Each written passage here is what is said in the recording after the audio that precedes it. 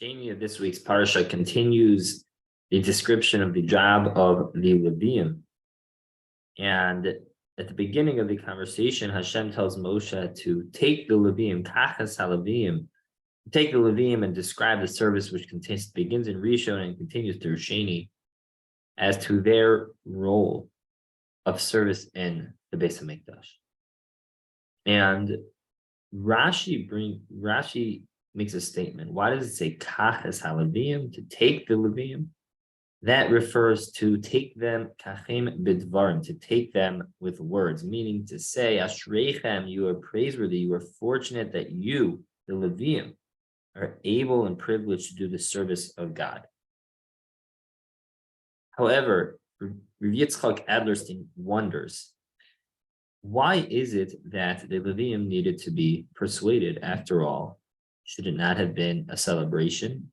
Should it not have been a moment in which they rejoiced with one another that they were of the chosen tribe to serve God, to be able to serve in his temple?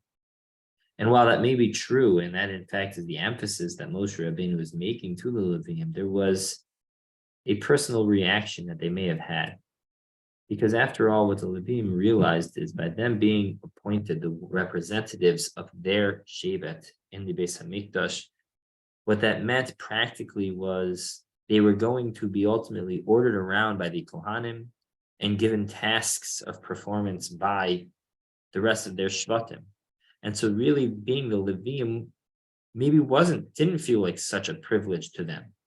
Perhaps what it meant was that now they are going to be the schlepper. They are going to be the one taking orders from those above them, and they are going to be the one being the messengers from those quote unquote below them, from those who they're representing. And so there was actually an initial hesitance on the part of the Leviim. And what Moshe was coming to say was, realize it's not about who's giving you the tasks, who's requesting for you to perform something on their behalf. It's not about who's giving you the instructions. Notice whose avoda you're doing. The real boss, the real avoda, the real tasks that you are performing is that you're taking care of the Beis HaMikdash. You're taking care of the home of the Ribono Shel Olam, the tasks that you are being assigned, even though they are coming through a different shaliach, a basar b'dam, a human being, someone who may even seem lesser than you. Nonetheless, realize it is a message, it is a shalichus from God, that really, ashreichem, you're praiseworthy, you're fortunate to be able to be the gatekeepers, to be the one taking care of the Beis HaMikdash, regardless of who is actually giving you the assignment, which I think is a message that speaks to each one of us clearly, because whether we're Leviim or not, we are the gatekeepers of the Torah.